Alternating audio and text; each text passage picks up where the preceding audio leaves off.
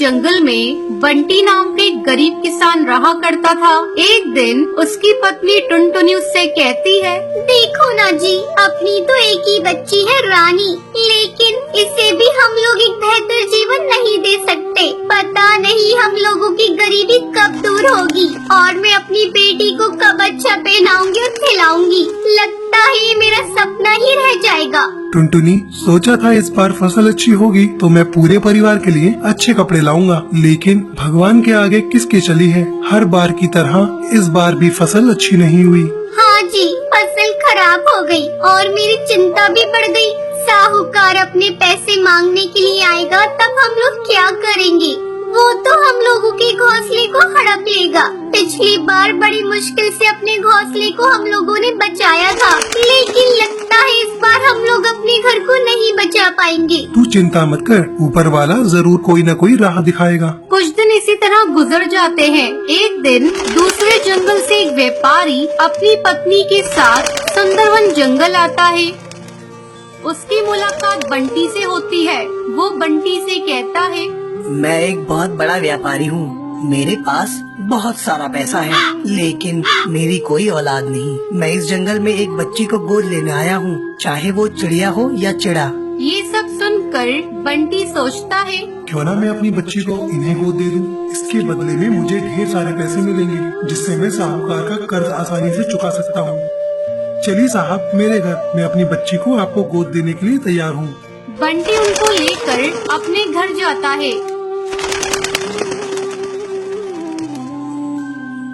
वो टुनटुनी को एक कोने में ले जाकर कहता है, टुनटुनी, ये दंपत्ति हमारे जंगल में एक बच्चा गोद लेने आए हैं। क्यों ना हम इन्हें अपनी बच्ची रानी को गोद दे दें। बदले में वो लोग हमें बहुत सारे पैसे देंगे, जिससे साहूकार का सारा कर्ज उतर जाएगा। ये आप कैसी बातें कर रहे हैं जी? मैं कैसे अपनी बच्ची को किसी को गोद दे दूं? टुनटुनी, ज्यादा पागल मत बन। ऐसा मौका बार बार नहीं मिलेगा। तू तो माँ फिर बन सकती है। तू ये भी तो सोच, रानी की जिंदगी संवर जाएगी।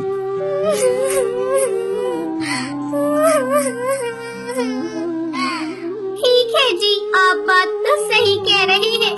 मैं रानी के लिए कुछ भी कर सकती हूँ। मैं अपने कलेजे पर पत्थर रख लूंगी। वो दोनों रानी को गोद दे देते हैं।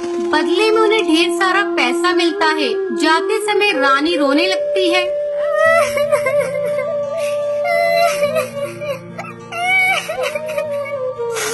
माँ, मैं कहीं नहीं जाऊंगी तुम्हें छोड़कर। मुझे मत भेजो माँ, मैं नहीं जाऊंगी।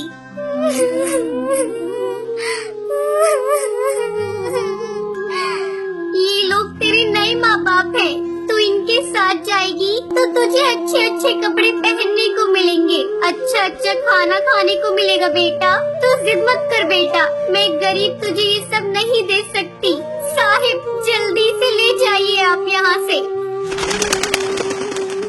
टुनटुनी की पड़ोसन दूर से ये सब देख रही थी। वो साहूकार के जाने के बाद वहाँ आकर कहती है, छी छी टुनटुनी, तू कैसी माँ है? तू अपनी ही बेटी को अपने से कैसे अलग कर सकती है? मैंने पहली बार देखा है कोई माँ अपनी बेटी के लिए इतना कठोर भी हो सकती है। अब हम लोग तुम्हारे साथ कोई रिश्ता नहीं रखेंगे।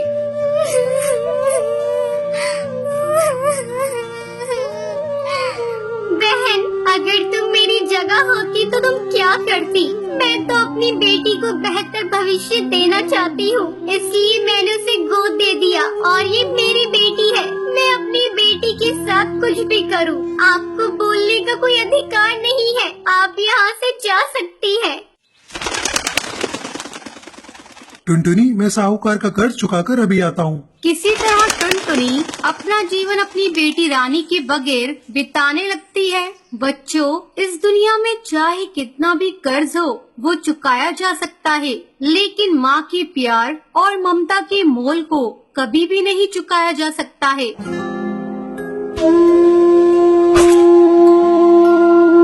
सुंदर सुंदरी सोफे पर बैठकर सब्जी काट रही होती है। तभी अचानक उनमें से एक बैंगन सड़ा हुआ निकल जाता है। आजकल सब्जियां कितनी महंगी आने लगी हैं और ये बैगन भी सड़ा हुआ है। एक काम करती हूँ, इसका आधा भाग काट कर निकाल देती हूँ और आधा बना लूंगी। इससे पैसों की बचत भी हो जाएगी और सब्जी भी बन जाएगी। मैम साहब, सर्फ खत्म हो गया है, मैं कपड़े कैसे धोऊं? टुनटुनी, मैंने कल ही तो तुझे नया पैकेट खोल कर दिया था सर्फ का। इतनी सारी सर्फ इतनी जल्दी कैसे खत्म हो गए? लगता है तूने सारा सर्फ पानी में बहा दिया होगा। रुक, अब मैं तुझे सर्फ नाप कर दिया करूँगी।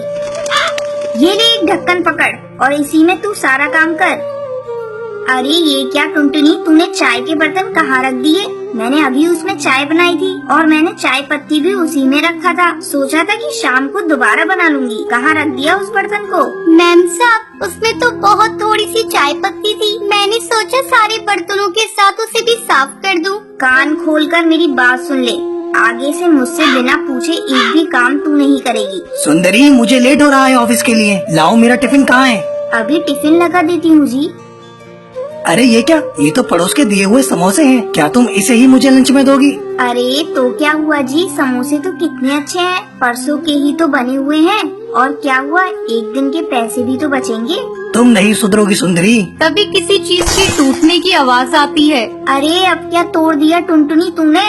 अरे कुछ नहीं मैम साहब, वो मेरी रानी बिटिया से कप टूट गया है। अरे ये तेरी बेटी है या आफत है? एक काम कर, कल से तुम इसे मेरे यहाँ पर बिल्कुल मत लेकर आना। और हाँ, कप के पैसे तो मैं तेरी पगार से काट लूंगी। अरे मैम साहब, मैं बहुत गरीब हूँ। महीने भर की पगार से ही तो किसी तरह मेरा घर चलता है और मेरे बाल बच्चों का पोषण होता है मैम साहब। वो सब मैं नहीं जानती, मैं तो पैसे तेरे ही पगार से काट लूंगी उस कप के।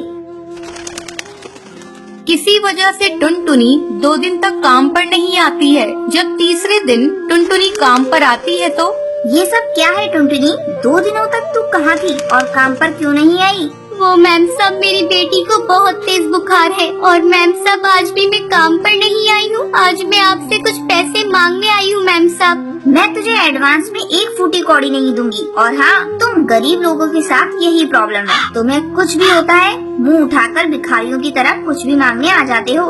इतना बोलकर सुंदरी फोन पर अपनी सहेली से बात करने लगती है। अरे बबली, क्या बताऊं, आजकल की नौकरानियों के भी बड़े नाटक हैं। जब देखो मासूम चेहरा बनाकर पैसे ऐंठने आ जाती हैं। कभी बेटा बीमार है तो कभी बेटी बीमार है। आज तो मैंने अपनी नौकरानी को काम से ही निकाल दिया। अच्छा, तेरी नजर में एक अच्छी नौकरानी होगी तो बताना मुझे।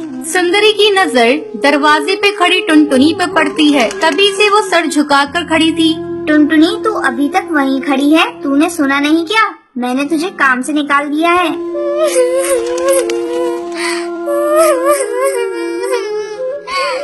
नहीं नहीं मालकिन, मुझ जैसी गरीब के साथ ऐसा मत करिए। मैं कहाँ जाऊंगी मालकिन? इतनी जल्दी मुझे कोई काम नहीं देगा मालकिन। मालकिन, मैं आपसे कभी भी एडवांस नहीं मांगूंगी। अच्छा अच्छा ठीक है, अब ज्यादा मक्खन मत लगा और जाकर किचन में काम कर। और हाँ, ज्यादा टाइम ये नूडल्स लेते जाना, तेरी वो रानी खा लेगी। टुनटुनी जब काम कर कर वापस घर लौटती है तो सुंदरी के दिए हुए नूडल्स को भी साथ ले आती है। बेचारी टुनटुनी को पता नहीं था वो नूडल्स 3 दिन के बासी हैं। टुनटुनी अपनी मासूम सी बच्ची को वो नूडल्स खिला देती है। नूडल्स को खाते ही रानी उल्टियाँ करने लगती है। माँ, मेरी तबीयत ठीक नहीं लग रही है माँ। अरे रानी बेटा, क्या हुआ?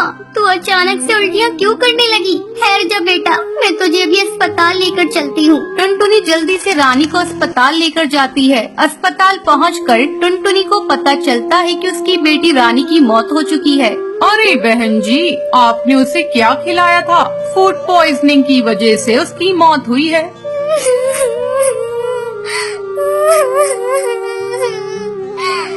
डॉक्टर साहब, मेरी बच्ची ने तो नूडल्स खाया था। मेरी बच्ची तो बहुत भली चंगी थी। डॉक्टर साहब, थोड़ा सा बुखार था, नूडल्स खाते ही उसे उल्टी आने लगी। डॉक्टर उस नूडल्स की लैब में टेस्टिंग कराते हैं तो उन्हें पता चलता है कि वो 3 दिन का बासी था। डॉक्टर जैसे ही ये बात टुनटुनी को बताता है तो उसके पैरों तले जमीन निकल जाती है। उसे पता चलता है कि उसकी कंजूस मालकिन की वजह से ही उसकी बेटी की आज मौत हो गई।